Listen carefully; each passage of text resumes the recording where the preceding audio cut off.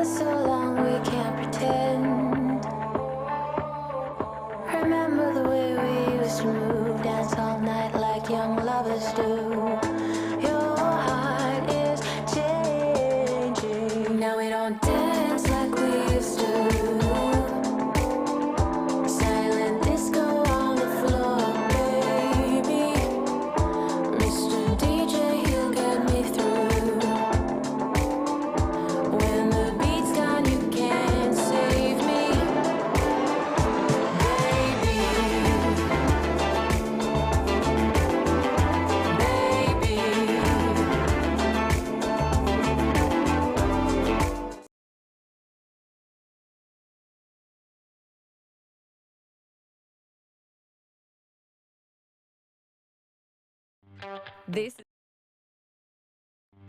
This is Broad Radio.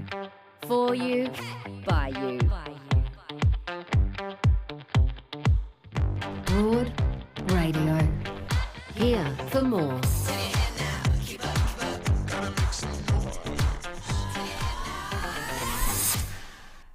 Good morning and welcome to Broad Radio. Hello, I'm just a voice right now. Here I am. Good morning and welcome to Broad Radio. I'm Jo Stanley and my co-host today is the amazing Rana Hussain. Hi, Rana. Hello. Oh my gosh, thank you so much for joining us on Broad Radio for the first time. People would know you from ABC TV, ABC Radio, from the amazing podcast Outer Sanctum, one of my favourites. Mine too. You do sensational work on that. I have to say, Jo, I'm just beaming at you, mainly because you're not just a voice in my ears anymore. Is that how you used to seeing and ingesting me? Yes, you're a real life person in front of me. It's quite a thrill, I have to say. Oh, dolls. That's lovely of you to say. But you know, you do so many different things. You're a sports administrator as well. Like you have such impact on the media, but also sport right now. Like, you know, you've changed attitudes, I think. You know, you work really hard in diversity and inclusion. And I'm inspired by the work that you do, love. Oh, thank you. I hope I've changed attitudes. I try. I think it's definitely hard work.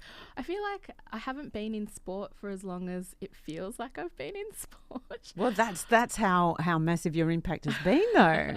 It's one of those things where I think I've watched sport my whole life. I've loved it my whole life, but I turned it into a career, which I don't know if that's a good thing or not. You know how they say, you know, just if you love something, leave it alone. I kind of just dived right into it. But I have to say, it's been an interesting. I started out as a school counsellor, so being in sport was like a complete 180 degree turn for me. But I've kind of loved it, and you know, it's now everything I think about all the time. Well, you've turned a hobby into a career, but it seems like you still get a lot of joy out of it. It's not become work. No. I'm very, very lucky to be one of those people that does something that they absolutely love. But you're right, I like to do a lot of different things. And so I feel like I'm that generation that was told you can do all the things you want to do in life. And now I'm living that. And it's quite a privilege. But it does come with a lot of tiredness. Oh, we're all tired, doll. I'm going to ask you to move a little bit. Funny, can you move back from the microphone? Yeah. You're very excited about that so microphone. I'm used to getting up nice and close to my podcast mic, and these you've just your mics are so much better. But it's funny you say you're from a generation that was told you could do anything you want, because I grew up in the 80s and no one said that in the 80s. What did they tell you in the 80s? I think there was a lot of just, don't get too big for your boots. There's a lot of that. Yeah. And, you know, I talk at schools a lot and kids always say, who did you sort of look up to and who really inspired you? And I was like, well, in the 80s, the only people that went overseas were the Minogues. Oh. You know, it was Kylie. It was about it. It's so funny you say that, because I have a sister who's 12 years older than me and she is sort of now getting to that point where she goes, oh yeah, I can do whatever I want. Whereas the 12 years difference, we had just two very different generations. Wow. And we have such different attitudes too as women and as women of colour, what our place in the world is. And I find that so interesting. I think I always thought in the 80s there was like the power shoulder, working woman vibe. But actually it wasn't, we are my generation's quite lucky. It was pretty new though. It was new. It was new in the 80s, and I think it was also a privilege. You know what I mean? Like, not many women actually were living that. Reserved for the very few. Yeah, well, I was in the movies, basically. It was for Working Girl, the movie, basically, right? True. So to get to know you a little better, I've got one question for you, okay? Yes. What is your dream gig? Like the gig the one that you're almost scared to say out loud? Breakfast television. You're already doing breakfast television. You do ABC TV. Well, I say breakfast. I want to be really. I would love to just be Oprah if I could be. Oh my God, that's my dream. Oh, let's just both be Oprah, and then we'll take over the world. I've always wanted to be. It's actually I physically feel uncomfortable as I'm about to say this. I just want to be a presenter. I want to be in people's living rooms, in their ears, talk back radio. That's what I've always wanted to do. And I grew up being told, make sure whatever you do, it's in service of others. So I threw myself into like the really kind of noble work. Yes. Counselling, and I was volunteering at detention centres when I was 18. And I thought, that's where I needed to be.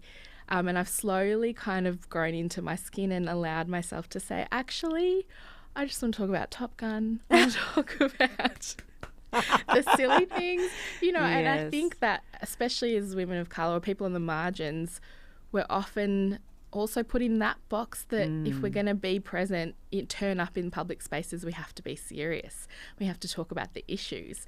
When actually, I do want to talk about silly things or sport and not have to talk about inclusion all the time. Well, in a way, I sort of felt bad that I started with that, I guess, because I don't want that to be your responsibility. And I know that, I've spoken with Winifred Bonney and other people who have said, women of colour who've said, it shouldn't always fall to us. And, why is that responsibility on us all the time? So I don't know, is that bad that I opened with that? Well, I'm very grateful that you asked the question, because I think that's the thing, right? We just don't get asked those questions, or we don't... we sort of have to kind of kick the door down and have those conversations to make it better for other people and ourselves.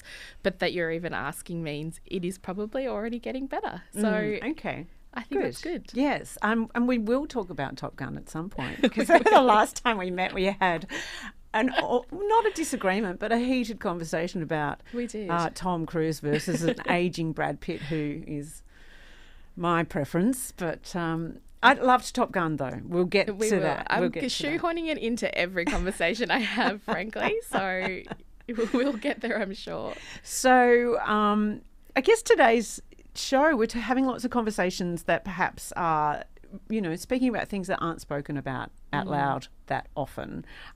We will be speaking with a woman who has written a book, co-authored a book with her son, who was a young man out of control with alcohol and drug addiction, smashed his car, ended up in prison. And we're going to be speaking with his mother, Jane Jones, who's written a book with her son Zach, who's turning his life around. That's an amazing conversation, and one that you don't often hear.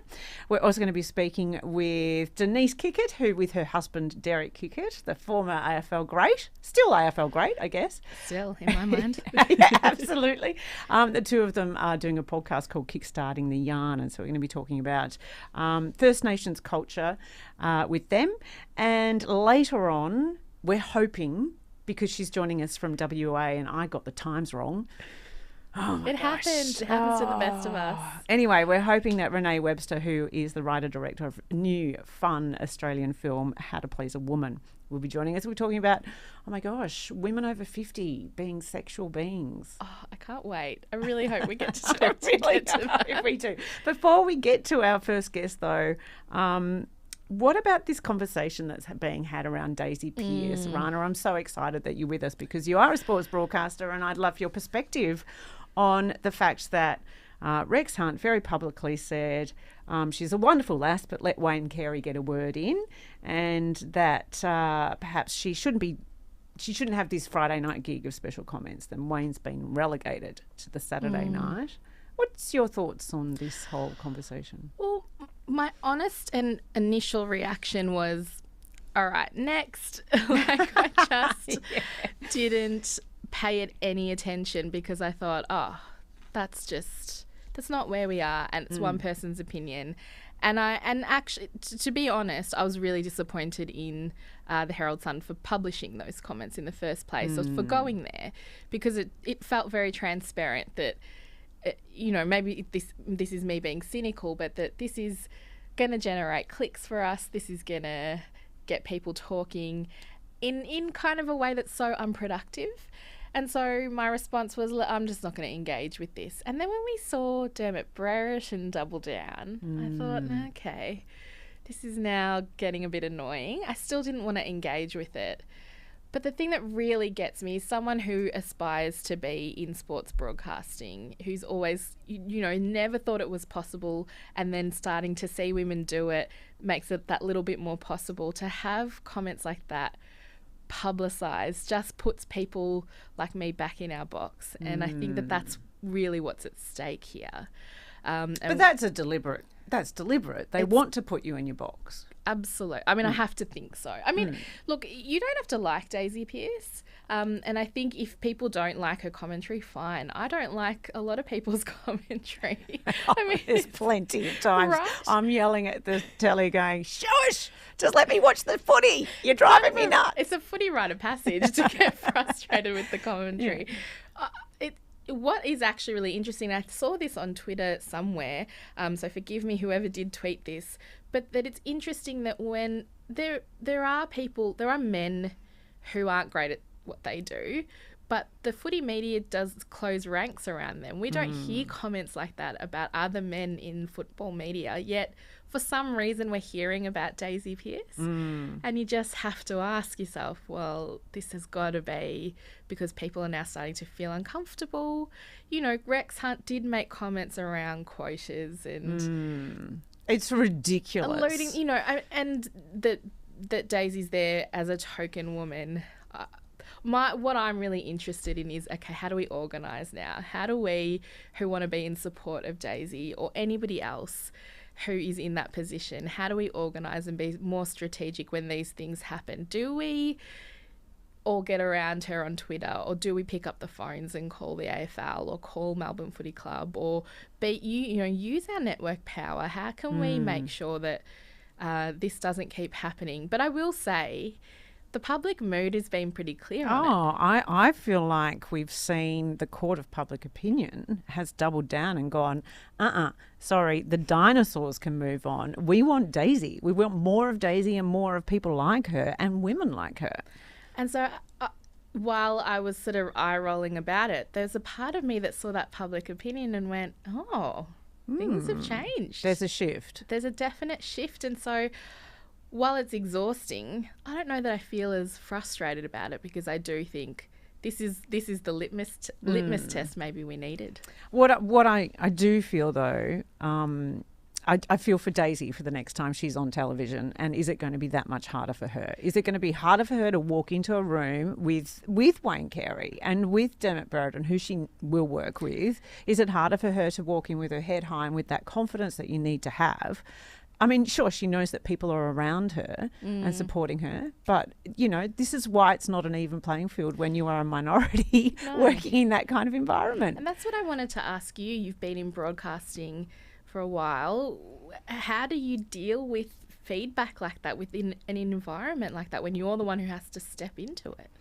I mean, I guess I've not had that kind of public criticism. I've had times where I've sort of had a little bit of a pile-on for me, and I've really struggled. I'm not a confident person naturally, and the environment that you work in the media, you do feel like perhaps might people be judging you behind your back and speaking about you. And It is really, really hard. And I suppose for me, it's a lot of our meditation and mindfulness and sort of trying to look after myself. And then I go home and often take to my bed, cuddle my kid and my dog. And, it's hard. So I think that for Daisy, it will be hard. It's devastating. I was on Offsiders a couple of weeks ago, and there were like 3 comments that were negative that came across my eyes online. And I was a mess. Yeah, oh yeah, you spiral. You do. So you spiral. Power to her and all love to her. All right, well, let's get to our first guest who really, it's an extraordinary story. And it does sound like a little bit of a cliche to describe something as every mother's worst nightmare. But in a lot of ways, this really is one of my worst nightmares, most definitely, to watch my child make a bad decision in choosing to drive drunk and on drugs and then smash their car driving and ending up in jail with really the miracle of it was that nobody was killed in that car accident. But to see your child in jail in itself would be absolutely devastating. It happened to our next guest and she's co-written a book about it with her son. Jane Jones, welcome. Hi, Jo. Hi, Rana. Thank you for having me. Look, Jane, it's an extraordinary story and it's very courageous that you and your son, Zach, have written this book together. You're alternating chapters in the book telling this story. A mother never stops being a mother, right? So what is it like to watch your son unravel as he was when he was in his early 20s? And can you describe him and that time for us? Well, it was obviously heartbreaking. I mean, Zach was just such a beautiful, outspoken, precocious, but not in a way that used to annoy people, affectionate, loving, and well-travelled. He spent his first and second birthdays in Amsterdam. I lived overseas in Europe for a while. And I just sort of starting 13 started to notice his behaviour change, and he became angry, and we were always very, very close, and suddenly I felt this distance between us. I wasn't aware that he was being bullied at school and on the bus. I knew in year 9, but he, from reading his chapters and listening to some podcasts that he's done since he's been out of prison, year 12 students were really bullying him on the bus, and he went to help. He asked a teacher for help, and the teacher sat him in front of these 2 huge boys and said, look, I think you think you're being bullied, Zach, but they're just having fun with you. Well, I mean, Zach was then let down by the very person he went to seek help from, and he became very angry and disenfranchised with school, and sought out drugs. I know from reading his chapters of our book, Why the Fallen, he was stealing alcohol at home, stealing my ex-husband's cigars, and he just withdrew from me. I just started losing him, and then he started getting expelled from each and every school, and I'd have to try and find another school for him to get into, and then he seriously was self-harming, and that was horrendous to see what he was doing to his body. He's been writing and composing songs on his guitar since he was about 7. He's really talented, and when he was bullied for that as well, being called gay or a faggot, or his voice sounded like a girl, and he even questioned someone that worked for me who was gay. How do you know that you're gay? How do I know that I'm gay? Like, he was questioning his own sexuality at a very young age because he was being bullied. And then he stopped playing his guitar, he stopped singing, and it just broke my heart. Like, no parent wants to see their child in pain. No, so but then you say that you see him, you separate from him, and he ends up seeking out drugs and alcohol, and that's how he ended up in this terrible smash, and he's gone to prison. How do you, as a mother, manage the pain of that? And also knowing that your son inflicted pain on others, I guess. Well, 100% he did, and I don't call it an accident, neither does he. He calls it a crash.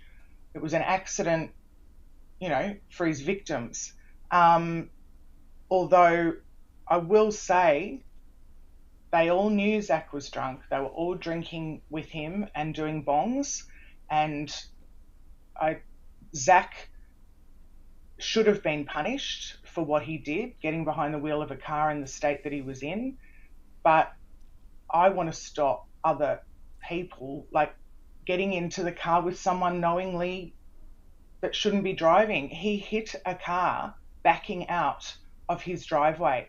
That should have been enough of a warning to drive straight back in and not go anywhere. I never thought I'd see my son in jail. The last place I ever thought I would see him. And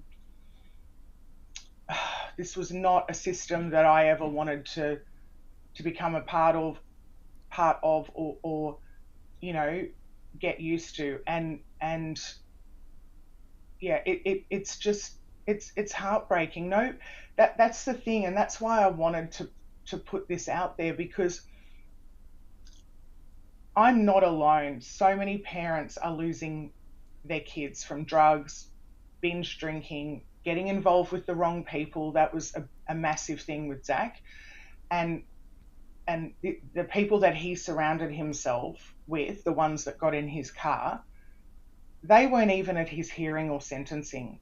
Not them or their families, which I was very surprised with. He's not allowed to contact them anyway as part of his parole. But look, I understand they're all well. I'm not a religious person, but my God, I prayed that they would all be okay. But I don't think I could have lived if Zach had have killed someone, an innocent person. And he's my only child. He could have so easily killed himself. And I've done his time in prison in my own way. I was in a perpetual stall for 2.5 years. I couldn't breathe for 2.5 years, just in fear I was in fear for his life, and whether he'd get involved with the wrong people, whether he'd hurt himself. So, but very early on, I had this sort of epiphany to write the book, and I felt like that might give him a reason to focus in there. I encouraged him to seek counselling, because, I said to him, Zach, when you come out, you're going to have all the same temptations, and until you find out, like, look inside yourself and understand who you are and why you made the decisions and the choices that you did, you're never going to heal properly. You really have to find out and be comfortable in your own skin, in your own head. Yeah. It's so powerful that you were able to turn this into a book and into something that might help others.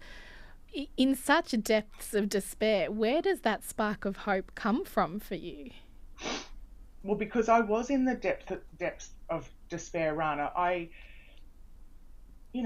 couldn't sleep. I was crying all the time. I felt hopeless. I felt like I'd failed my son. It was, I just had an epiphany at the Harry Potter and the Cursed Child theatre production. No joke. What Honestly, a place. Harry Potter was kind of Zach and my thing when he was growing up. He was sort of the same age, and so with the books and the movies, and we were estranged for about 6 months after we've been estranged for months and months at a time. Sorry, I've got a runny nose. It's freezing in Melbourne.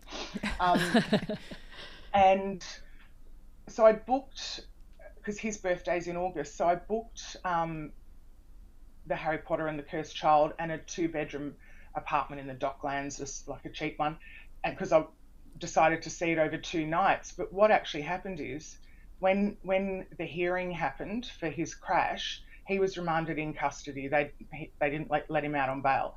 So I took a friend instead. I wasn't going to go, but it was fully paid for.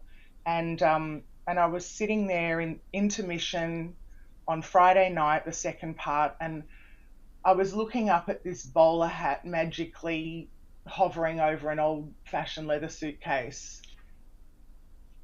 And I turned to speak to my friend next door, but she was talking to the people next door to her. And I looked back at this bowler hat, and I don't know whether I saw a flash or I had a flash of, it was like a light bulb went off. And I said, oh my goodness, I'm going to write a book. I'm going to put it all out there. I don't care whether I'm going to be judged. I don't care what people say.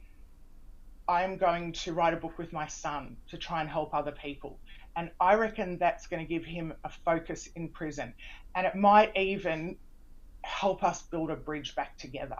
And it really has done that. The two of you have reconnected. It's also been, I think, a story of him accepting his responsibility for what happened, but the redemption is there as well, that he's rebuilding his life. And what's inspiring, I think, and really important, apart from, he really, in what he has written, he has very clearly said it's a plea. Please don't drive and don't get in a car with drug or alcohol affected drivers. That's very clear. But the other thing that you say there, which is so true, Jane, that so many parents have watched their children unravel and go down this path of making choices that they can't. The parents are despairing.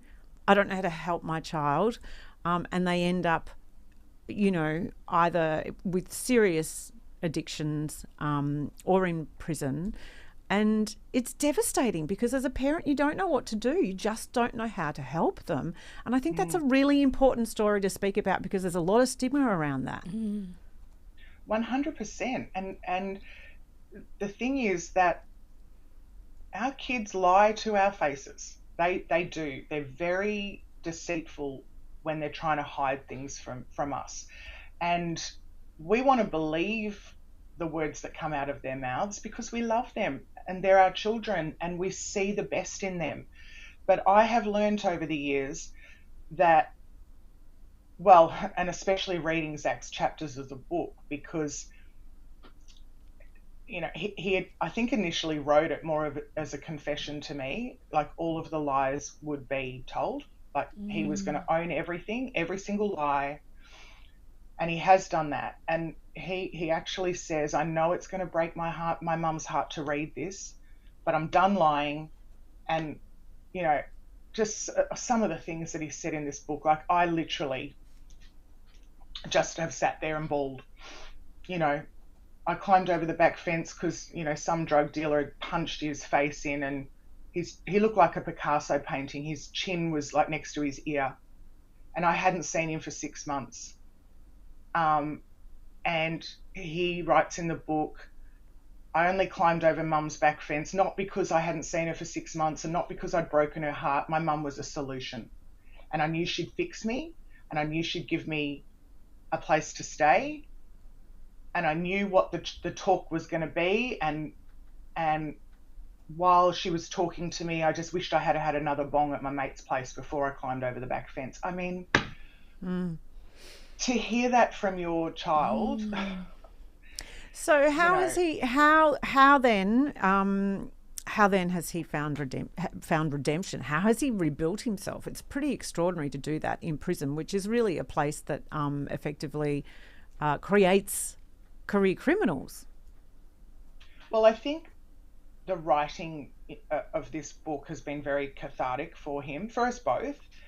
Admitting to all of your mistakes, all of your lies. I think changed behaviour starts with that. You've got to accept responsibility for yourself and what you've done instead of blaming other people. It's not everybody else's fault. He was in prison because he put himself there. And at 21, he knew damn well that he shouldn't have been behind the wheel of a car in that state. He'd already crashed his first car stupidly, and had lost his license for demerit points. So, driving recklessly, it's the same thing, running red lights, kids on the phone, all sorts, too many passengers in their car. It's not just getting behind the wheel of a potentially lethal weapon under the influence, it's driving recklessly as well. But so in prison, he was right. As he was writing this, it was like all this hatred and self-harm and everything started spewing out of him onto these pages. And it turns out he's a really gifted writer. He's very gifted with the written word. He was 60 kilos wringing wet when he went in prison. He's quite tall. He's about 6'2", but he was a beanpole. He started training in the gym. He started, because Zach has always gravitated to the wrong people, the bad people.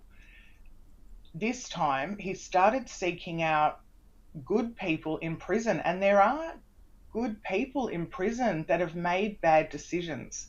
Not everyone's bad in prison. So he started training, and that was a way to deal with his anger issues. That was a way, and he started seeing improvements in his physical body.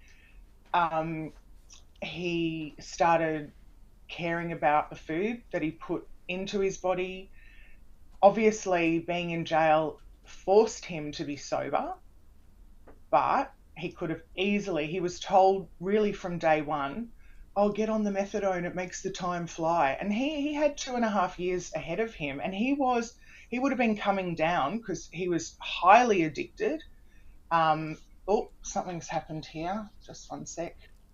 Don't know what's happened. That's all right. There you go.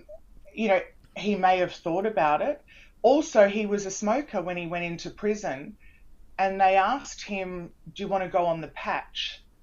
And thankfully he said, no, I'm not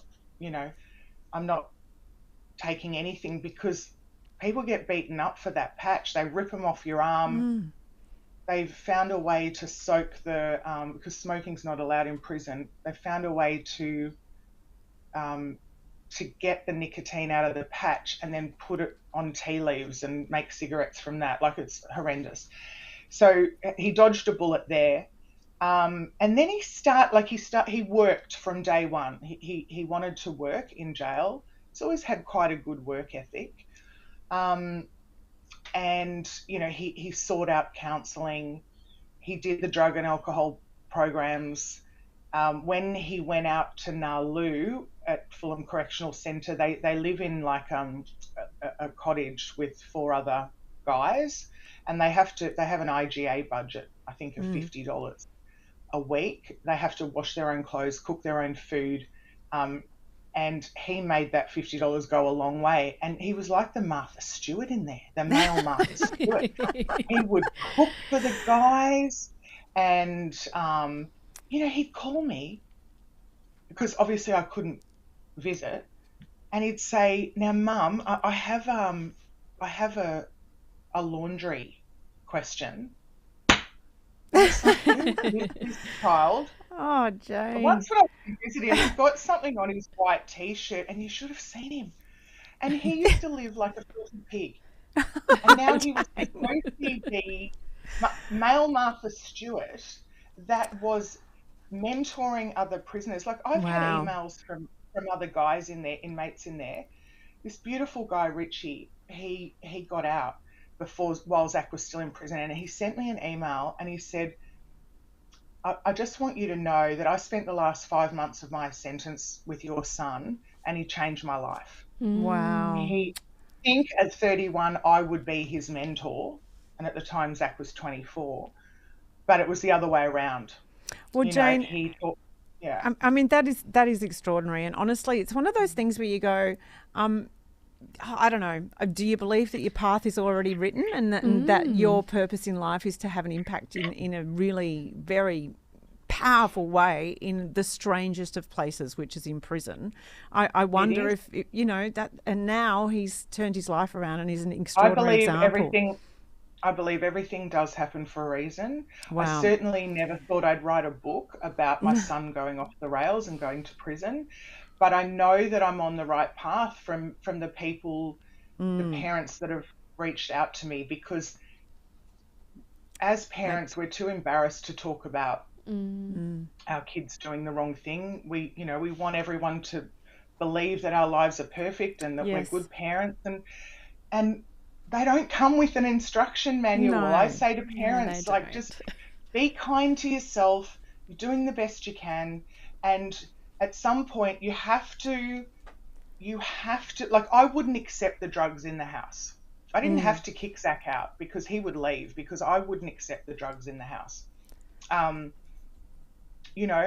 And I tried, and every time I enabled him, he respected me less and less. And there came a point where it just brought me down so much. I'd lost jobs because I kept having to go to police stations and children's court, and then the last thing was when he trashed our investment property with the people that were in his car and the friends that he'd surrounded himself with.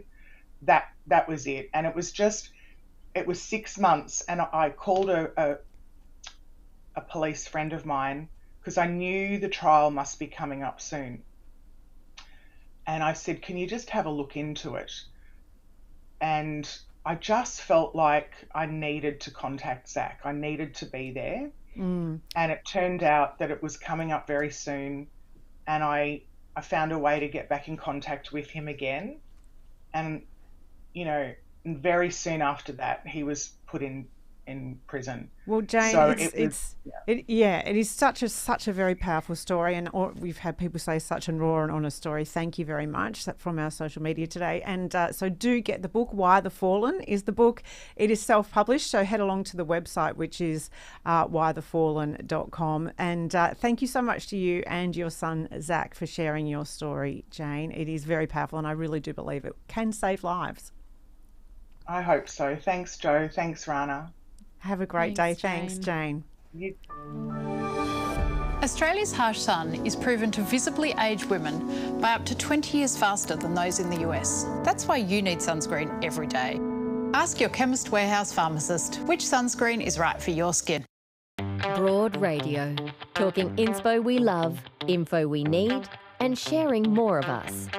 Watch and listen live every Tuesday 9 a.m. Australian Eastern Daylight Savings Time at broadradio.com.au, or find us on Facebook, Twitter, YouTube and LinkedIn at Broad Radio Oz.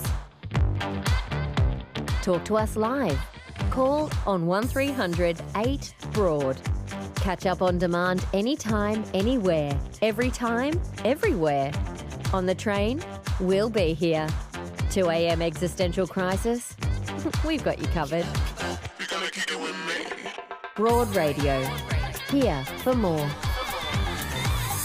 Well, Kickstarting the Yarn is a brand new podcast hosted by Denice and Denice Kickett, discussing topics related to everything First Nations, but specifically keeping children and young people in out-of-home care safe and connected to their kin, country, community and culture. It's such a critical thing that this podcast is doing, and such an important conversation. And Denice joins us now. Hi there, Denice. Kaya. So Kaya means hello in my language. Oh, tell me the word again. Yeah, can you say that word again? Kaya. Kaya.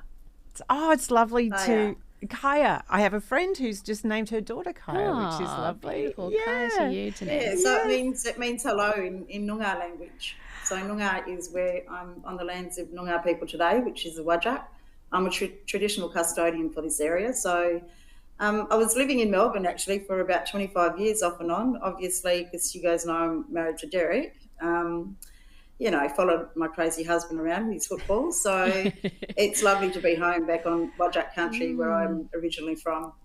I'll bet. Can you tell us what's the goal of Kickstarting the Yarn, your podcast with Derek? Sure. So when Derek was in the jungle with a few of the crew inside, that show called I'm a Celebrity, Get Me Out of Here. Mm-hmm. So it was an idea that I came up with that, maybe we could use some of that conversation that he had with Dylan Lewis to actually put the word out there around kickstarting the yarn about Aboriginal culture, First Nations culture.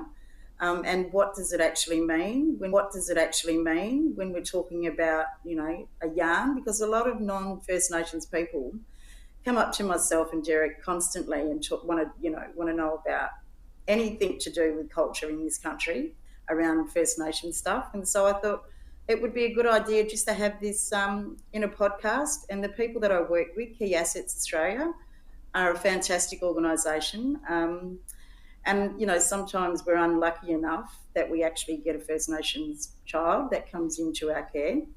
And I say unlucky because, our kids belong with their parents, obviously, but due to circumstances, sometimes that can't happen. And so, a lot of our foster carers don't have the knowledge and don't have the understanding of, what are some of the cultural complexities around that. And so I thought to lighten it up a little bit as well, like to just, do the podcast with my husband and maybe just have a bit of a chat around anything that, we get conversated about in regards to culture. And a lot of it comes around language, connection to country. What does that mean? And so, there's lots of conversations that come up around, how you kickstart the yarn and how can you? And so when Dylan and Derek started that in the jungle, and the same with Bucks, Nathan Buckley and Poe, they were really interested in what Derek had to say around his culture. And so I thought, why not, do the podcast and start kickstarting the yarn, continue the yarn. So Denice, this is a podcast for non-Indigenous people, or who's your primary audience? So it's for anybody really, Lana. So it's mainly for people who want to know about First Nations culture. It's for our members. It's for our people that are involved with Key Assets Australia. But it's mainly for anybody who wants to listen to things around cultural protocols, how you can have a conversation around. Anything to do with culture. So realistically, the audience is for anybody who wants to listen to it, anybody who might be a fan of Derek when he played football for Essendon and Sydney Swans and North Melbourne. So, pretty much anybody, actually. I'm interested, Denice. I feel like I've worked in sport for a little while now and in inclusion and diversity, and I feel like people's attitudes are changing, but there's still a lot of fear when it comes to engaging in cultural practice and learning about it. Do you think it's a fear of getting it wrong, or what do you think that's about? No, it is. It's always people, scared they're going to put their foot in their mouth around making sure, I don't know how to, I don't know, understand when you talk about connection to country, what does that mean? Or how do I find out about organising a welcome to country? And I say to people, the internet and the Google search engine, you type in First Nations, you type in welcome to country, bang, you've got a whole world of information just coming at you.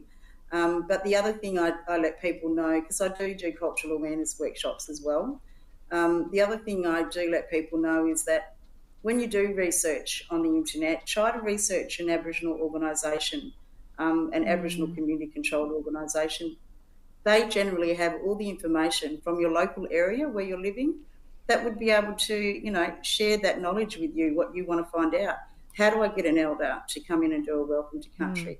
How do I get somebody to come and do a smoking ceremony? And you can also, contact your local council, your local shire council. They're very knowledgeable about, who their constituents are and who their people are that are living within their local area.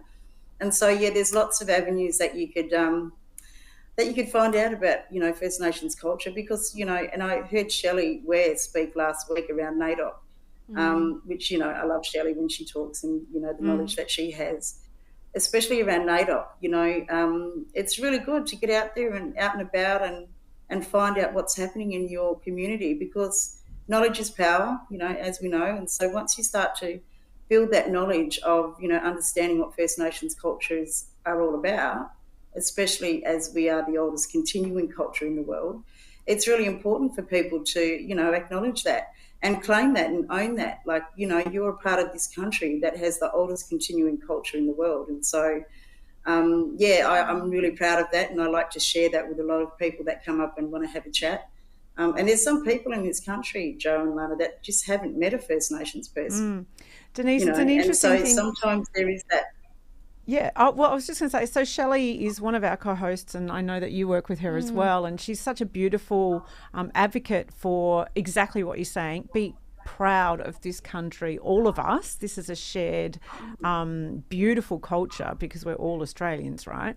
But we were talking earlier today that the responsibility falls very much on you to share your culture, and really it should be on us to explore the culture. It shouldn't always be a burden on yourselves. Yeah, but it goes back to that, Jo, if not you, who? Because if people, people are so busy in their own lives, life, that they don't have the opportunity to, just go, well, I'm going to learn about First Nations culture. And you'll find that a lot of people that are new to this country, new Australians, I call them, they want to find out. It's just like when we go overseas, we want to find out where the best restaurants are, what language they're speaking, and all of that stuff.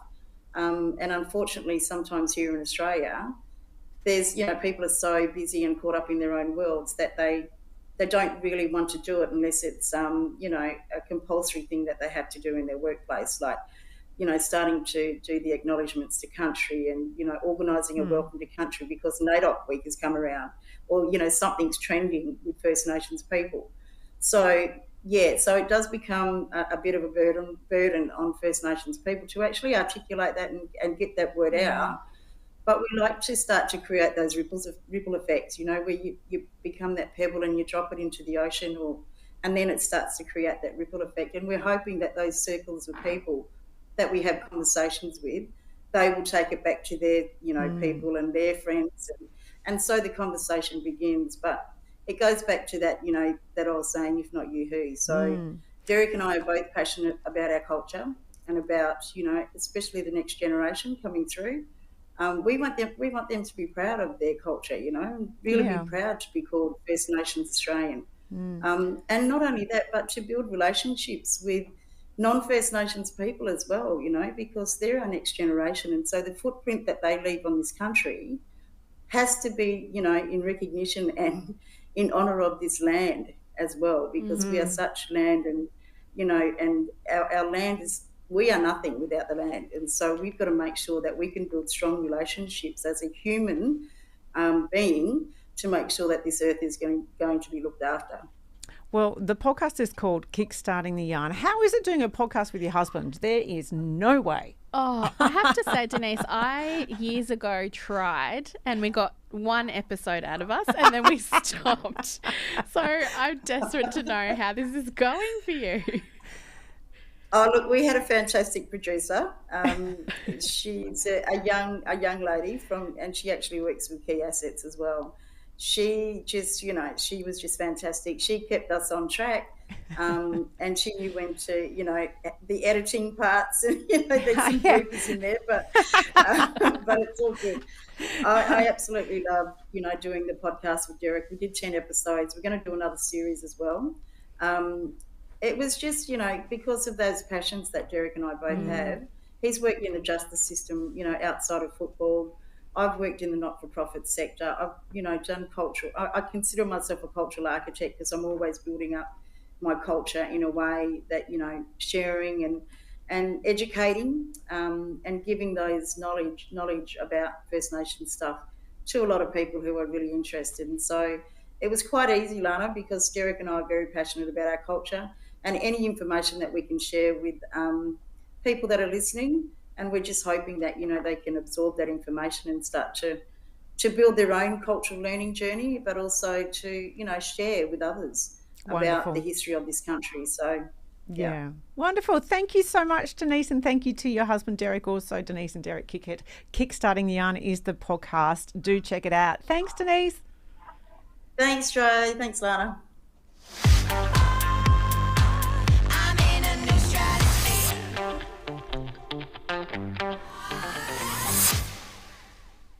Oh, I'm so happy, Rana. It's actually happened. We've managed to get across to Perth.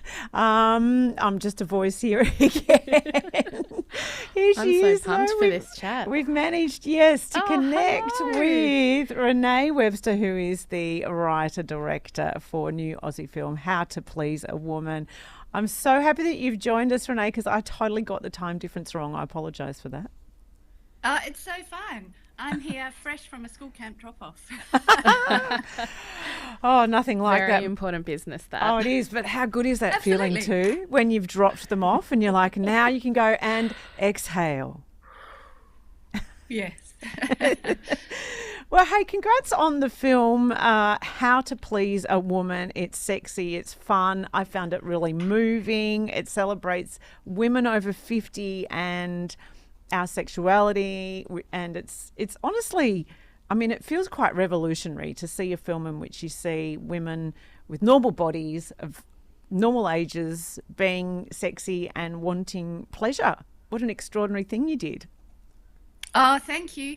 I mean, it shouldn't be revolutionary. And the only thing I really did with this film, lots of people say, oh, is it all about women over 50, or how have you treated those themes? I just took really women around 50 and put them at the centre of the story. And so they're not there as somebody's mother, and they're not there as somebody's wife. They're just in the middle of everything. I saw this on the weekend and the cinema was just roaring with laughter, Renee. It was so great. Did you set out to make a comedy, or was it something else? That's really great to hear. Thank you, Rana, that people were laughing, especially I mean, we've been a few months in cinemas now, so we are coming, you know, we're going to be available streaming, etc. soon. And, you know, I never meant for this to be as hilarious as cinema audiences find it. I think it's probably a bit different if you watch it at home on the couch and if you watch it in a cinema with other people. I wanted to have fun, but when I do comedy, I kind of lean more towards not trying to be funny, but just playing the stakes for what they really are. And it is a bit naughty, and I do have a little bit of fun, and I just think audiences, you know, had a really good time. Oh, yeah, there was definitely some nervous laughter going on, particularly with some of the men in the room. Oh, yeah, there were men in there. There were men, not many, I have to say, but the men that were there were laughing their heads off. Yeah, because I saw it yesterday, actually. It was quite a delicious thing to take myself off to the cinema on a Monday afternoon by myself. Oh. And it was an audience full of all women with their girlfriends, and likewise, we all loved it. It's an interesting thing at the moment. I don't know if it's happened by accident. I guess it has, because I don't imagine that all of you got together to do this. But there's a Tilda Swinton film coming out in which she has a genie at her disposal, and there's the Emma Thompson film in which she hires a male prostitute. She's over 60, of course, and so and now your film. So it's an interesting time where we're having this conversation about, oh my gosh, women have. What happened in COVID to all of you? Yeah. Did you all get together and say, yeah, we're going to talk about this? Yeah, but it's a really lovely thing, I think, and a new thing. What was the genesis of it for you? Well, my genesis began actually many years ago. So it's interesting that comment you said, that suddenly there's all these things coming out, because it takes years to of course. write, prepare, finance, cast, shoot, edit, produce, and then release a film. Often when we have a film, you know, you hold it back for a while until it's released. So all this stuff must be kind of brewing away. And where my inspiration came from, I don't know if I would have done it if I hadn't found out about this company, Australian company, who ran sexual services for women. So I read about them, and then saw a little video link about them, and then read everything I could about them. So they ran, they worked in the sex industry.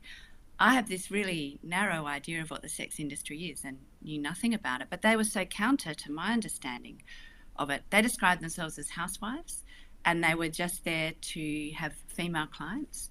So eventually I rang them up to kind of ask all the questions you want to ask, like, is this legal? And then the really interesting question, who are your clients? Who are these women who are prepared to pay for a sexual experience? And who were their clients? So then this was the super interesting part. I thought the clients would be, and some were this, women who want a transactional experience, who are, wealthy enough, are not in a relationship, but actually a lot of their clients were people who hadn't had sex for a long time, didn't want to use a hookup system. They wanted to feel safe. They wanted to know they had quality in the experience. And some of them, and this is the super interesting bit, I think, were women who just didn't know how to get started again, but obviously sex was important enough to them that they weren't prepared to give up, and they backed themselves enough that they would pay for that. That to me, I was just like, surely there's something here, and I began to write a movie. And that was one of the moving moments of the film for me, was when at some point the lead character says, I think you're rediscovering yourself, and that notion of not giving up on yourself, that you're worthy of pleasure. It was like the fist pump moment of the movie for me, really. I love that nobody gets off the hook in this movie, though. There is so much male insecurity in this movie as well, and you did such a beautiful job of showing that. Did you have conversations with men as well in the making of this movie? I did. I read and looked a lot about men who do work as gigolos, and again spoke to these women about how they employ them. The women who ran the company, how do you decide a staff member is going to, that you want to engage them? So I learned about that process, but then as a filmmaker, what I was interested in is, the one of the themes of the movie is vulnerability. So the women experience vulnerability, but we have all these ideas that, what a male gigolo would be. So I was super interested to take an unexpected one and to see what it's like for men who weren't maybe planning on doing that work and were given the opportunity. A, do they want to? B, do they think they can? and to unpack them a bit more. Maybe there's a good-looking guy who looks like the world comes easily for him, but maybe there's more going on in his life. Like in this film, here's a man who really wants a baby. We don't get to hear about that very often. Yeah, the men were very interesting characters, I thought, and sort of comic, but not comic foils in a lot of ways. Yeah, and also, I really liked that they didn't have perfect bodies. Agreed. There was a 4-pack, not a 6-pack. Right. Which I loved. Yeah.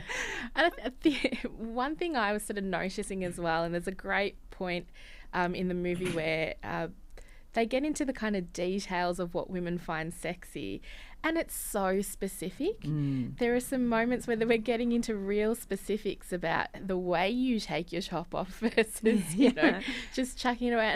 And I, is that a woman thing? Are we very specific about our sexuality, do you think, Renee? Well, what I was trying to do there was acknowledge the title of the film is How to Please a Woman, and I wanted to acknowledge that it's probably not very easy. And, this is marketed as a chick flick, and you have mostly women in the audience, but all the men who go that I'm aware of, and not just, we're assuming a heterosexual paradigm, so not always heterosexual men as well, and women, have had a really good time. And so men often have kind of flagged it and shared it as the perfect date night movie. Like, if you have to pick a movie to take your partner to, this is a good one. We tried. I was super interested to hear what it was like, or to kind of go a little bit into the men's world, or to understand that perspective that all women are different, and it's not the same every time with each woman, but also for women to kind of own that a bit as well. So this movie views sex as a conversation between people, and it acknowledges that that conversation will change with time, and like all conversations, continues to change. So it just really, there's all this fun, and there's this kind of, there is a slightly mad kind of plot going on that is fun, but underneath it all is this kind of very honest unpacking of things. And I try to be just really honest in that look at sexual exchanges, even though some of them are a bit hilarious, about just the working out that happens every time.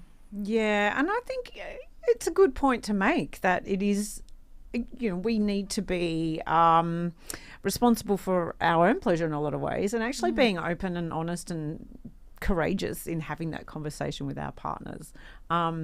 It was a very relatable thing, not in my own marriage, but in my friends' marriages, where we see a marriage that's been around for a long time where there's no spark, and you're just like, ugh, this is just this drudgery that can happen if you don't make an effort from both sides of the relationship. Then both parties in the relationship. I really loved that. I also love that you're making cinema in Australia, which isn't easy. And I know it because a dear friend of mine, Ros Hammond, is a part of your cast, and she described it to me as a labour of love for you. How was it making this film, and how do we get more audience for Australian cinema? So that's a really tough one. How do we get more audience for Australian cinema? We did a few things with this movie. I really wanted this movie to not just be an Australian film, but to play in the world, and it's been really great for us. We just dropped on Sky TV in the UK, so we're playing as a Sky original there, and we're opening in American cinemas this week, and we'll be on streamers there. So what I did as a director is I made choices to try and help the film have the right kind of production value that felt like it could sit alongside the bigger, more expensive movies. And I'll tell you this, what that means as a director is you surrender some of your directing time.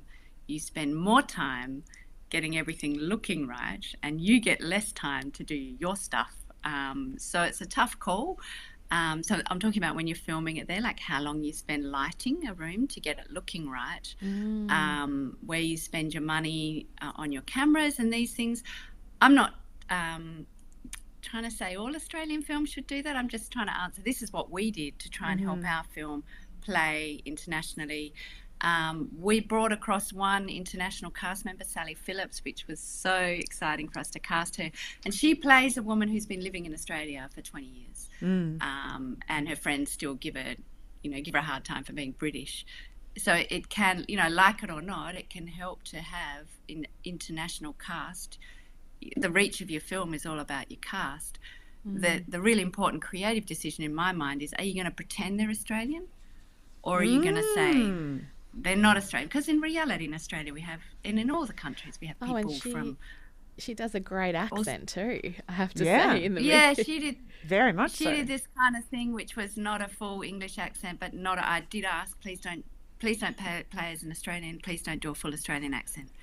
And so she just kind of softened it a bit, so she doesn't sound the same as everyone else. But she's still all the time, several times there are lines in the film just acknowledge she's British. We're not trying to pretend anything else. What was that process like trying to get Sally? She's huge and I'm a massive fan, so I was so thrilled to go and watch it. What was that like? Well, what you do when you're trying to reach an international cast member is we have our casting agent, she has an agent, so you go through this chain and you just send the script and you kind of send it on bended knee and you hope they'll read it, because for cast members they get scripts all the time, and maybe they don't want to come to Australia, so you never know. With Sally, so I sent it sort of hoping against hope. She read it and came back straight away and she really loved it. And not only that, and we had a meeting straight up, and she had connected. It helps when your cast member really connects to the script. She really loved the script to start with. And then we connected really strongly right away. And at that first meeting, she arrived with statistics. So Sally was like, do you know that when a heterosexual woman gets married, her life expectancy goes down. And when a heterosexual man gets married, his life expectancy goes up. And in her mind, and I agree, I think housework has something to do with it. Just the caring load. And then the other stat she had, which was super interesting, is, which is now falling under, we're hearing about it more now, the pleasure gap. Heterosexual married women have the least orgasms of all the kind of groups. If you were to group up all the married, not married, heterosexual, all the things, heterosexual married women have the fewest. So orgasms became a thing in the film. And that was also specific for me because in the movie we don't talk about kind of wanting sex. That feels kind of needy. Instead, it's something more specific than that. And it's more fun. It's more playful. Yeah. I feel now I need to count my orgasms. Yeah, I was just thinking that. I think my brain went off into a completely different place then as you were talking, Renee. I don't really need to I'm going to keep a little tally for myself now. But I really love that the conversation was there around, what do women love more, sex and pleasure or someone to do our housework? And let me tell you, I'm keen on both. So thank you so much for the film. It's really wonderful. And Rana, I did notice your tweet yesterday about Genuine's pony, which is, it's, thank God you've used a little bit of that track. I was going to say, I almost applauded when that started to creep in one of the scenes. I thought it's got to be there, and sure enough. Yeah, there it is. So that track, I was so excited to use it, is a cover by Abby May, who is, fantastic artist here in WA. So for me, that was so exciting to get the rights to license it and then use an Australian artist to do a cover. That's another way of, using international commercial aspects to your film, but keeping the Australianness on board.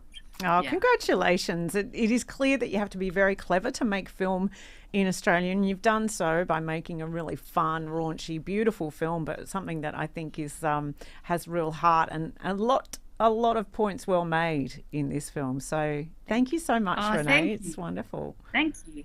Yeah, it's been great to talk about it with you. Thanks, Jo and Rana. Thanks. Yeah. Make sure you get out and see How to Please a Woman. Thanks so much and all the best. I hope it gets lots and lots and lots of people watching it. Yeah, it has been. It's been great. Thank you. Thank you. Oh, Rana, we're way over. It's been a day. Of course we are. It's been a day. It's been one of those. It's been great. Yeah, it's been lovely. I'm glad that you made it to the building. You got a little lost. I did. And we got a little lost along the way finding our guests as well. But here we are, and we'll have to get you back. Oh, I'd love to be back. This has been such a thrill. Thank you so much for having me. Yeah, and when both of us have our own talk shows, in which we both are Australia's version to Oprah. Oprah and Gail. We've got it sorted already. Let's do it. Yes, I can't wait. Oh, thank you, love, so much for joining us. Thanks for having me. And we'll be back with more Broad Radio. I keep saying that, Radio. Oh, my gosh. We'll be back with Broad Radio next Tuesday. We'll see you then.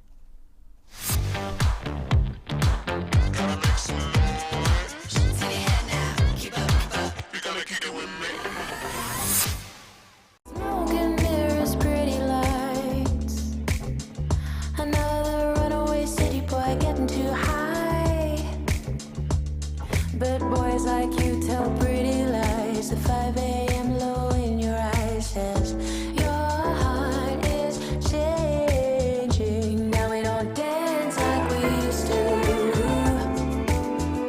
Silent disco on the floor, baby. Mr. DJ, you get me through. When the beat's gone, you can't save me.